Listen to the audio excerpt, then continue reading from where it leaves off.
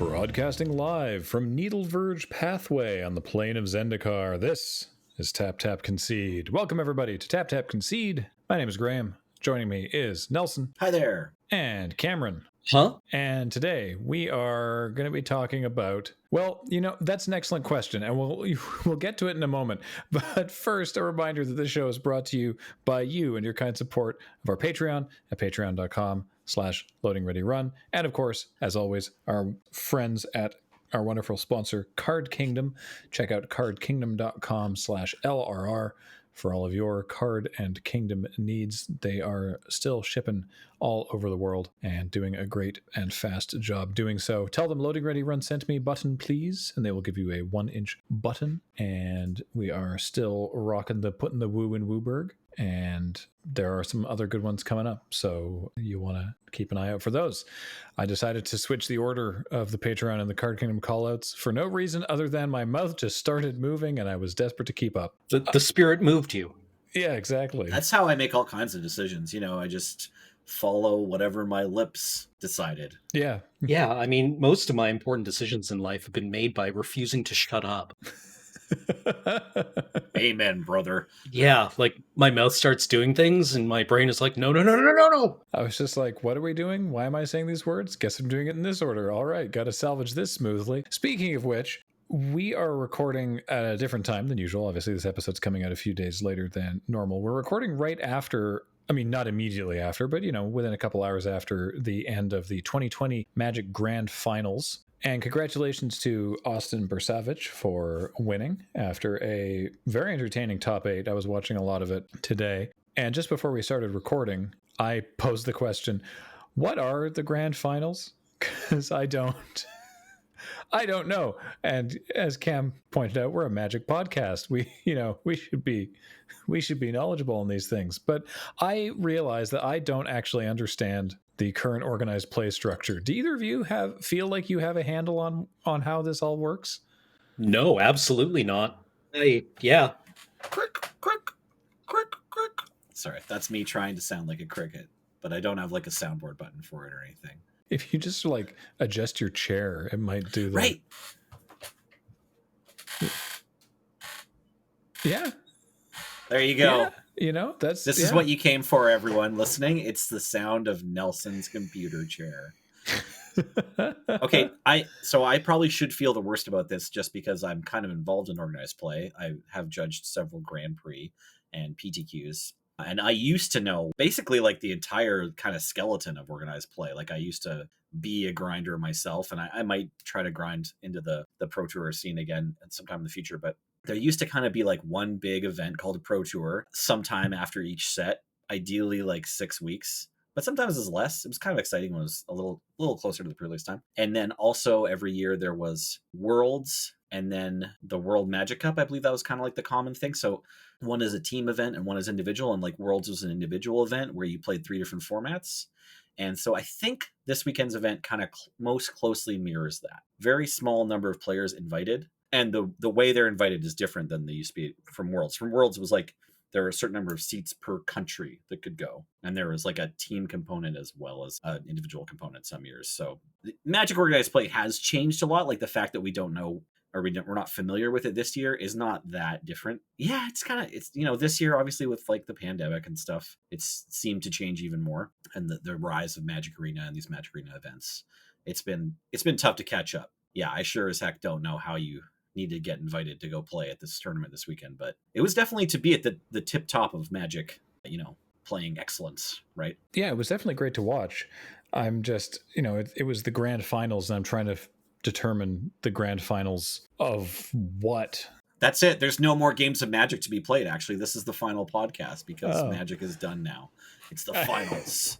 There was certainly some finality. There was certainly some amount of that kind of attitude, certainly surrounding the fact that the top 8 was so dominated by Omnath Adventures. Finish him. In fact, was the top 8 entirely Omnath decks? No. There was one blue-black rogues deck. Yes. Oh, and there were the 2 Gruul Adventures decks from Autumn Burchett and Emma Handy. Yeah, so that was a cool note about this tournament. In the top 8, we have Autumn and Emma, representing not only a diverse cast of characters playing Magic, different kinds of people, but also a sweet deck that like nobody had heard of last week, and they were both piloting it. That was pretty rad. I was watching Emma's winning in to qualify for the top 8, and it was just great because they have everybody on webcam, and so she's there with her headphones on, metal music apparently, according to her, just blasting. So she's just like jamming, like air drumming, keeping herself hype, and then when she finally wins, just the look on her face, and then she runs out of the room is just it's a wonderful moment to watch. That's fantastic. Yeah, it was great. But yeah, I'm looking at the top 8 decks, and Emma and Autumn on Gruul Adventures, Seth Manfield on Dimir Rogues, and then 4 Omnath Adventures, and then 1 deck that was merely Omnath Ramp, which is why we've seen, I mean, okay, I say which we assume is related to the announcement since the end of the tournament that there will be a ban and restricted announcement tomorrow affecting standard and historic and brawl. Yeah, and that representation in the top 8 is about right for the representation in the tournament as well. I think it was something like 63% of people are playing Omnath 4-color, with like a bit of a division between committed ramp strategies and decks that are playing Clover. Mm-hmm. I got to tinker. I played a few games over the weekend of standard. I figured probably crafting these Omnaths isn't too big of a risk of my wild cards, and I kind of wanted Cobras anyway in these lands, so it wasn't too much of a stretch to build this deck. Well, if they ban it tomorrow, when they ban it tomorrow, yeah, when at the time of listening, when they did ban it, you'll get wild cards. Yeah, exactly. But I wanted to say, yeah, the deck, you know, I like kind of described the play patterns I was talking about before. It turns out the thing that goes on with the deck is that it's actually even so powerful that, like, I was thinking about just the ramp version. That one's maybe a bit more straightforward to play. The Lucky Clover version, you know, you actually have a really big set of decisions as soon as you're like kind of winning. As soon as you have like a bunch of mana and an Omnath or a Cobra and a Clover, there's a lot of different things your deck can do because you're going to get copies of your Fae of Wishes. And I'm a little bit used to playing Fae of Wishes decks from back when Fires was a thing, but this deck, it takes a little bit more, you know, skill and finesse. And I certainly got to watch, you know, these great players like kind of piloting their way out of these pretty difficult positions just as soon as they ripped, you know, 1 Escape to the Wilds, or when they draw 1 Fae of Wishes, they can kind of like cleverly, you know, we saw Austin a few times planning 2 or 3 turns in advance and, you know, knowing which sideboard cards they were going to get and when. And same with Gabe Nassif. I got to see Nassif like claw back and win some games that looked kind of unwinnable, mostly mirror matches. But yeah, the deck, it swings real hard and does real dumb stuff. And I mean, I did say that from when we first saw this standard format starting to shape up. So I think they should ban it. Yeah, I definitely from watching the grand finals, it was kind of ridiculous the beating that Omnath could get away with. Yeah, and like so much of what Omnath does is free, right? Like it's weird that this 4-color monster feels like just added value, right? Mm-hmm. Yeah, it's really the mana landfall trigger, I think, that's the big problem. Like the extra damage, or like the giant lightning helix to the face you can get off in 1 turn if you have 3 lands, is fun and neat, and sometimes does affect the progress of a standard game. Like quite often, if you're a little bit ahead, you can get way ahead if you get lucky and draw enough of your Beanstalk Giants to get the damage to the face. But just being able to play an Omnath, follow it up with a Fabled Passage, and now you get 4 mana from Omnath because you're going to get 2 lands coming to play, and then with your 5th mana from the land, you're going to cast Escape to the Wilds, and it's just a gross amount of value. Even if you do it wrong, if you look back and like a couple of these games, I was like that I played personally, I was like, oh yeah, that by the 3rd game I played, I realized, okay, I'm supposed to get this first and then this. But, you know, looking back, it's just like, well, even if you chose wrong, you still just like grabbed 3 extra cards out of your sideboard with these Fae of Wishes. I just recall seeing instances where people have our old friend Lucky Clover in play, and they have like 2 of them in play. So then they cast Fertile Footsteps and just get free land basically. And then Omnath fires off, and then they're, yeah, like you say, they're tripling Fae of Wishes and going and just pulling silver bullets out of their wish board. And it's just like, this is an unstoppable misery engine you've created. Changing direction slightly, there is a Magic Organized Play website that will not help you. What you are looking for, I have discovered live on this podcast, you're welcome, is magic.gg, which I knew existed, is that the Magic Esports website. That's where they explain all the tournament structure and everything. And so you were right. The grand finals is the finals of the 2020 season. And it's 32 players competing for a total of $250,000 in prizes. And the 32 players are the 16 top qualifiers from the Players Tour finals and 16 from the Mythic Invitational. So it's any Mythic Invitationals, the top 16 people from that, and any Players Tours, the top 16 people from that. So yes, that's what this was, and it was standard and historic, and Omnath was all over the shop. Right, Omnath showing up a little bit in the historic metagame as well, I believe, right? Oh yeah, no, Omnath was, the top 8 was, was the top 8 historic? No, the top 8 was just standard play, I believe, but I think they played historic on day 2. Yeah, no, but there was definitely also a lot of Omnath in the historic rounds as well. So 99% Omnath ban, I'm guessing. Like, is there anything else that you could really hit? They might take out a second or third card. Like Lucky Clover? Lotus Cobra? Lotus Cobra was a big issue in the historic decks as well, for sure. I recall seeing there was a lot of stuff from commentary about like, well, yeah, this is why Lotus Cobra has always been a real scary card. Yeah. Yeah. Turns out if you make 6 mana on turn 3, it's awkward for your opponent most of the time. I think after this tournament's results and like watching some of the games, I sort of suspect they just ban Omnath, possibly in both formats. I don't know if they're going to ban it in Brawl, but I don't play Brawl, so I don't know. It's possible that Omnath as your commander is also just unfun and lame. But I wouldn't be surprised if it's just Omnath for standard. Yeah, like, I guess this is what they were trying to avoid, right? Banning the big splashy new card.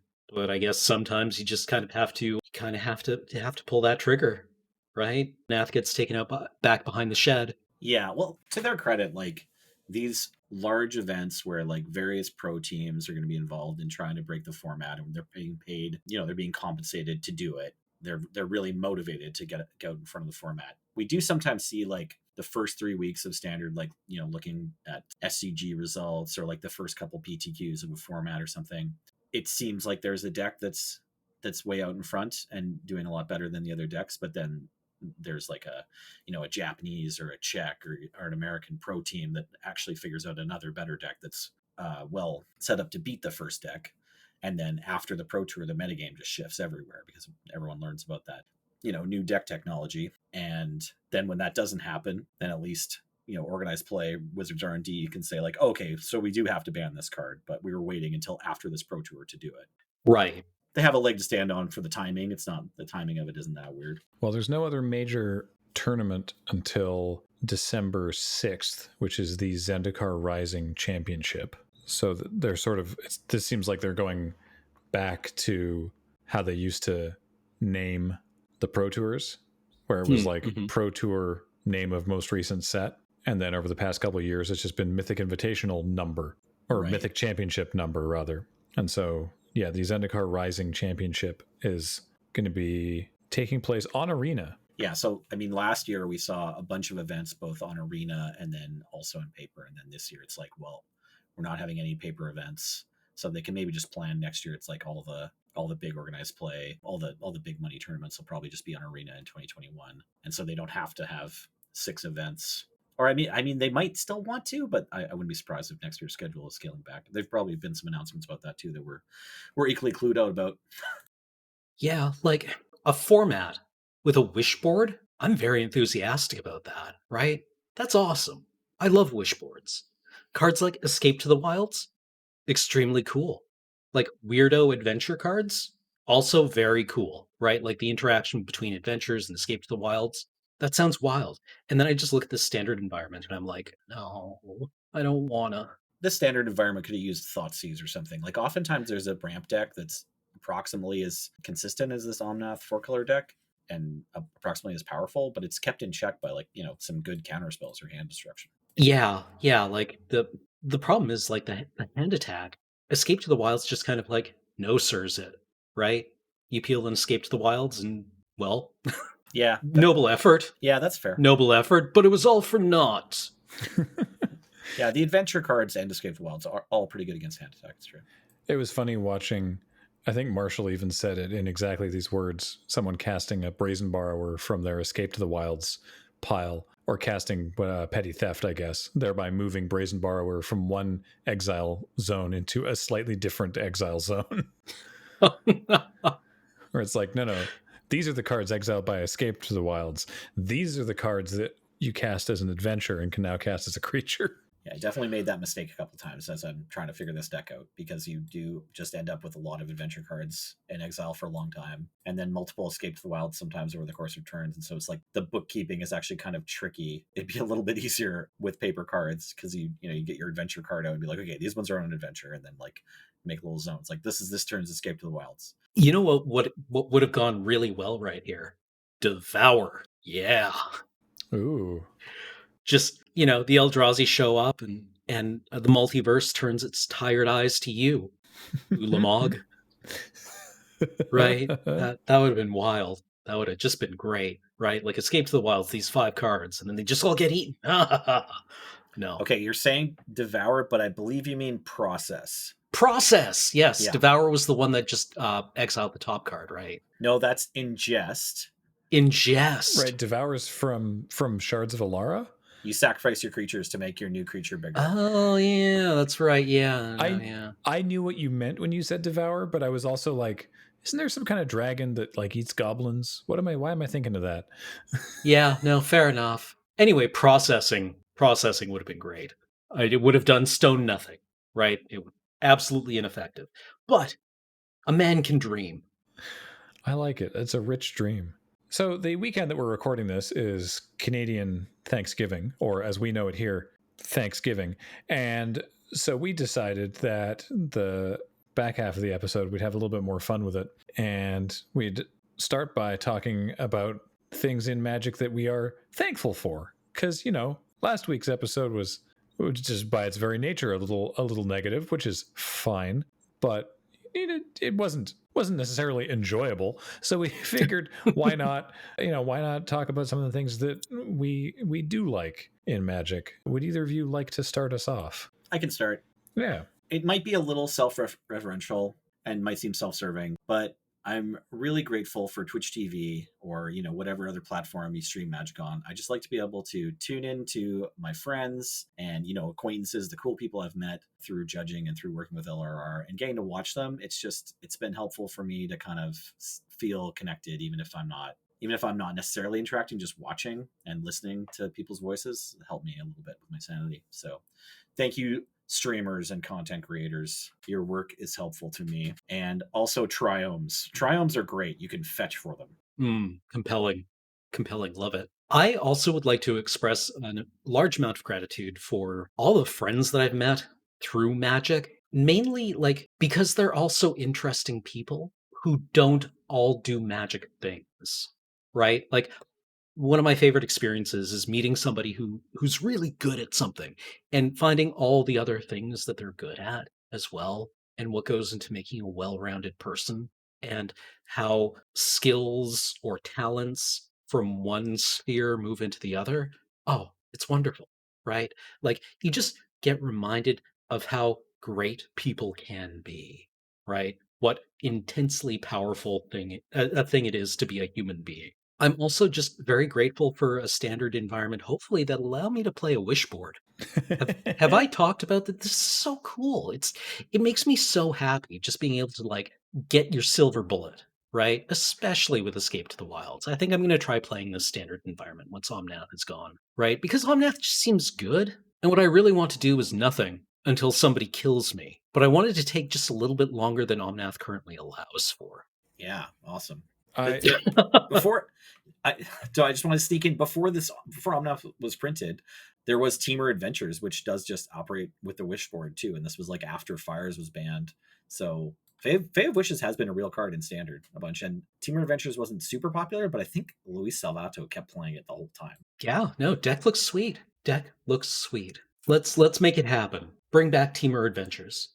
I mean, echoing Cameron, I'm thankful for all the wonderful friends I've made through this game whose presence I deeply miss in the current lack of in-person Magic events. And that's, I mean, honestly, like I agree with both of you, and just like watching people play it online, I'm glad of that. I also like that it's a game that connects to the kind of gameplay that Kathleen and I both enjoy, because we don't necessarily always like the same video games, but this is one that is for both of us. And we recently upgraded her computer slightly and is now running the Mac client on her computer, and she is now playing it on that computer as much as I have been playing it on my PC. And I'm just like, good, it's not just me. Yeah, that's like big 2006 energy where you and your partner are both playing World of Warcraft. Mm-hmm. Right, doing completely different activities, but you're both there. One of you's in like Mulgore,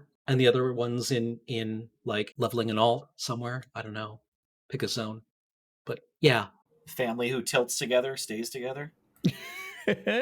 word up, Nelson. Word up. Yeah. And then further in the realm of having fun with things that would bring us joy, we thought it would be entertaining at least to think about if we accept that there are further secret lairs on the horizon that mash up Magic with other IPs, hopefully with silver borders or the Godzilla treatments. What, if not The Walking Dead, what are some things we would like to see? Because I joked about like whatever, a Shrek secret lair would be hilarious. I'm not actually like, that doesn't actually excite me. It would be funny, and I would probably have to put my money where my mouth is in that particular instance, but I'm not like, I really want them to make this. But maybe there are some that we would really like them to make. Nelson, did you have a good idea for that? Because I think this was your suggestion. Yeah, I mean, I've had a bunch of little ideas, and the one that's coming to me right now, I'll back up one step. The reason I wanted to talk about this was that I mentioned it before, but I really was looking forward to just like the Godzilla treatment of The Walking Dead. I thought that'd be pretty cool. There's a few other comic books I like. I like Transmetropolitan. I like Sandman.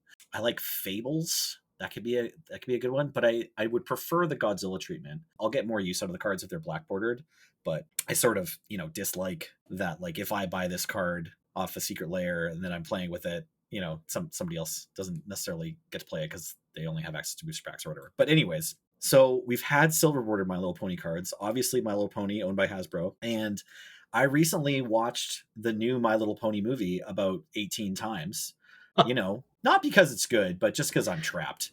And my life is a prison, like yours is probably. But there's a 4-year-old girl in my prison, and she's really cool, and I love her, and she likes the My Little Pony movie. So yeah, I could be down to just like get to play like a sweet like dark confidant that's a Tempest, or or a Phyrexian Obliterator or whatever.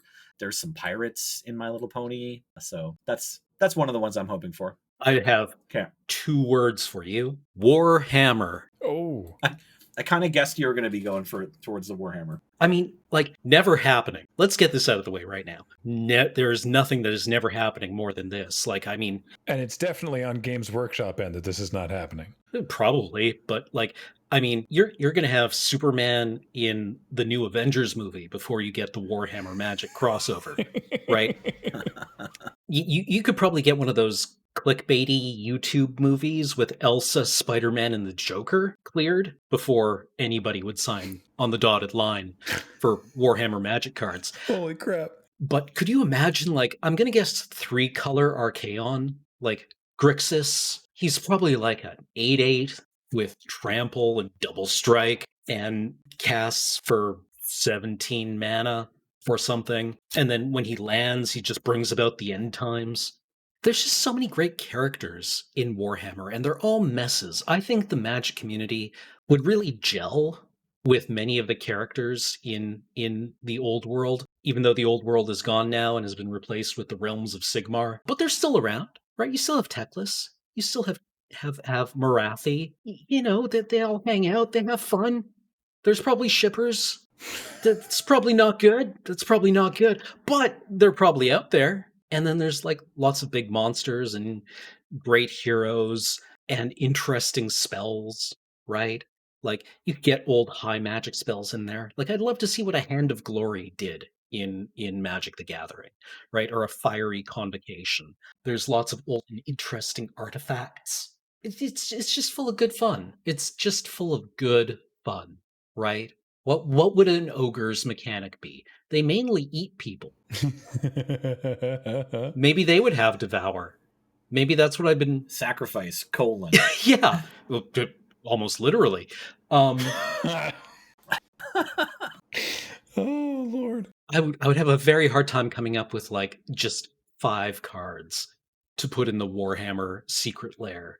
But I would be up for this. Somebody call me. Somebody ask me for this. Right. Also, it would have the Godzilla treatment, right? Obviously, clearly, we would find good fits for all of these. I asked for the Godzilla treatment too, and yet listening to you, I'm like, well, wait, maybe these cards do need new cards. So I don't know. Maybe the approach that's kind of the best for us, at least the one we prefer, is like to have these characters mapped out as if they're a Walking Dead Secret Lair with new cards, and then just plotting them into the next couple years of sets, and then releasing the Secret Lair, or doing it as a preview. I would also submit that like a slightly more plausible Secret Lair that's within WotC would probably be like what came out of Stoneforge Mystics rocks today.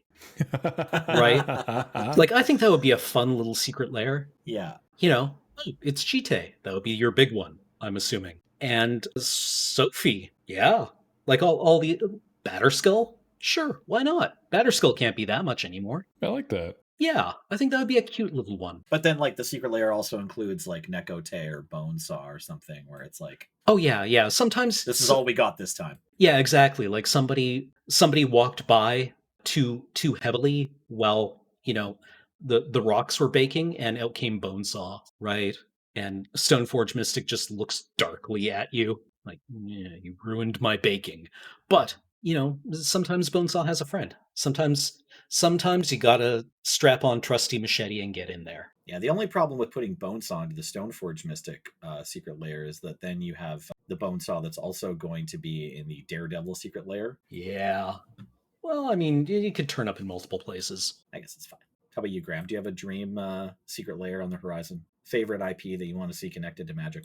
So first off, in Cam's realm of much more within the WotC wheelhouse, this is something that I could absolutely see happening easily, and it may even already be planned, or it may be the Masterpiece Expedition whatever equivalent is for the Forgotten Realms expansion. But I would love to see some D&D stuff, but like in the old, like advanced D&D style.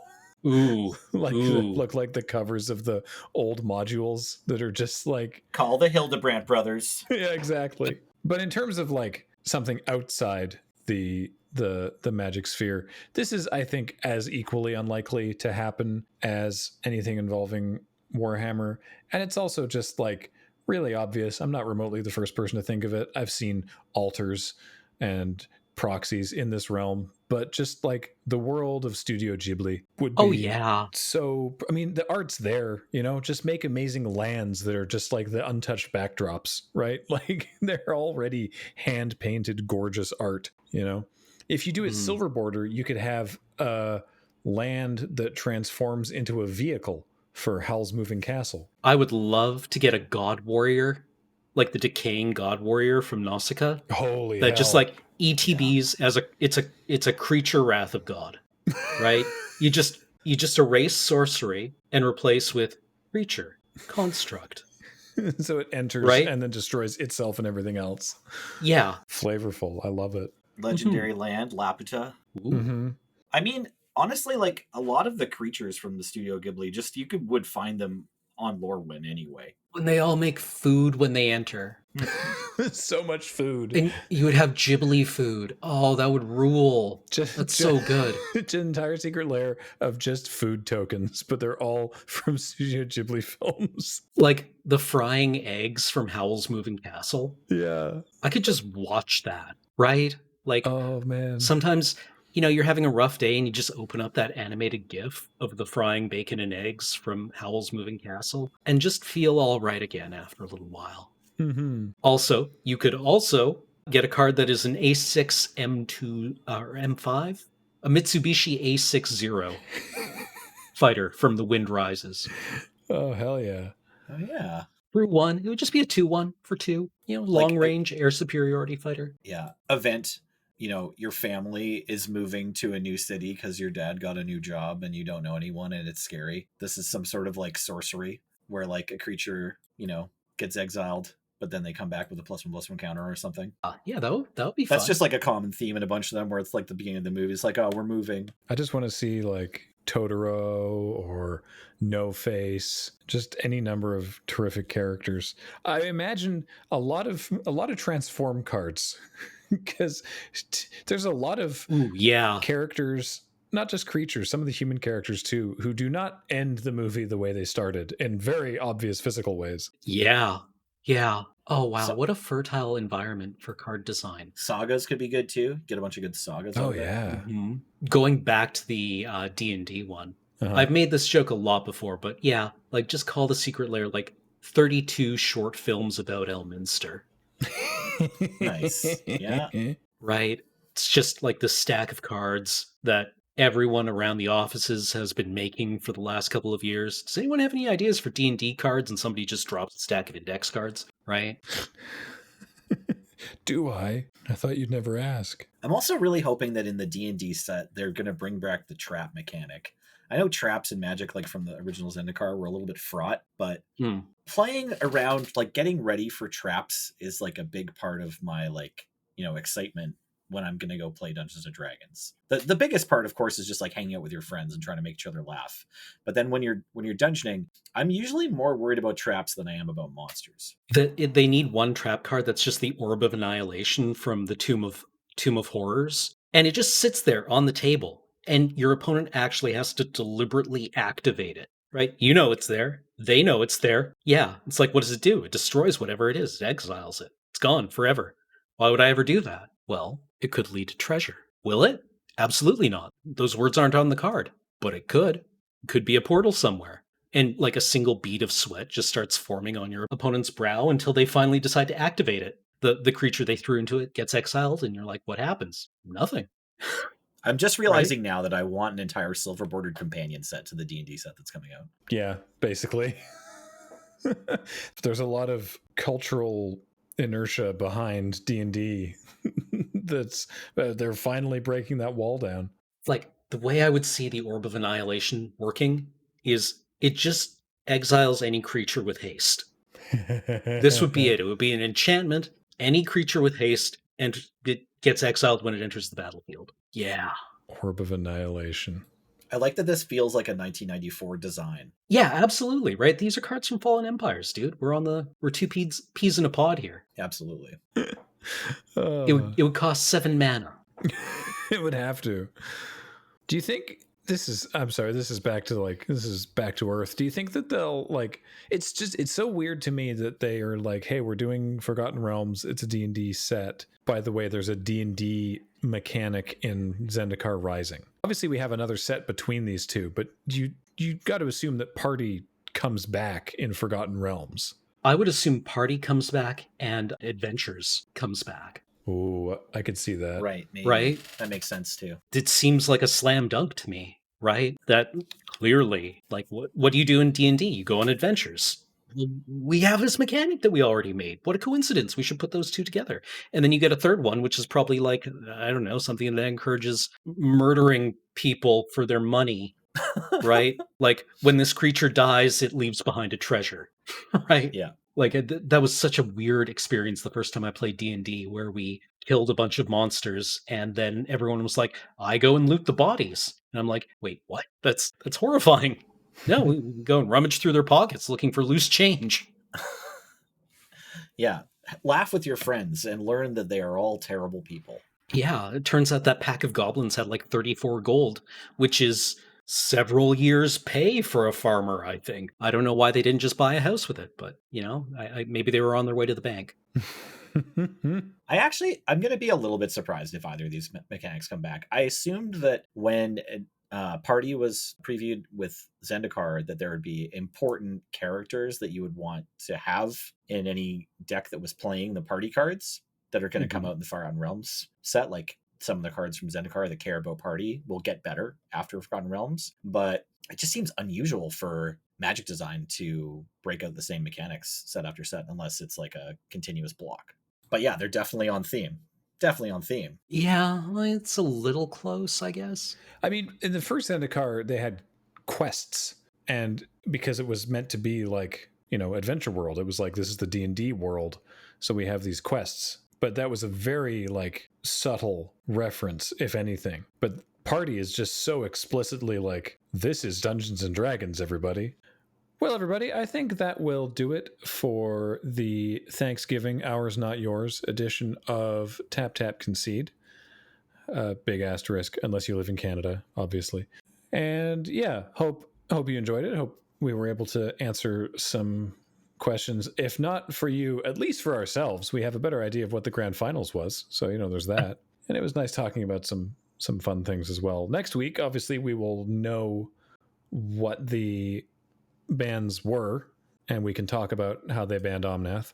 And also, we will have more information on the Zendikar Rising nicknames, because yes, we did have some questions about that, and we don't have that all set up and ready yet, but we will have more information on that in next week's episode, which should be out on Monday as normal next week. So keep an eye out for that. Is that it? Was there anything else, either of you? Nelson? No, I think we got it. We're going to announce nicknames next time we talk to you. Sounds good. Cam? Those were all my magic thoughts. I had saved them up all for you, and now they're gone. Great. All right. Well, in that case, speaking for Nelson and Cam, I've been Graham. Jordan edits these. James runs the card reader. Heather does podcast admin. The show is brought to you by Card Kingdom. Do check out cardkingdom.com/LRR. They're great. They sponsor this show.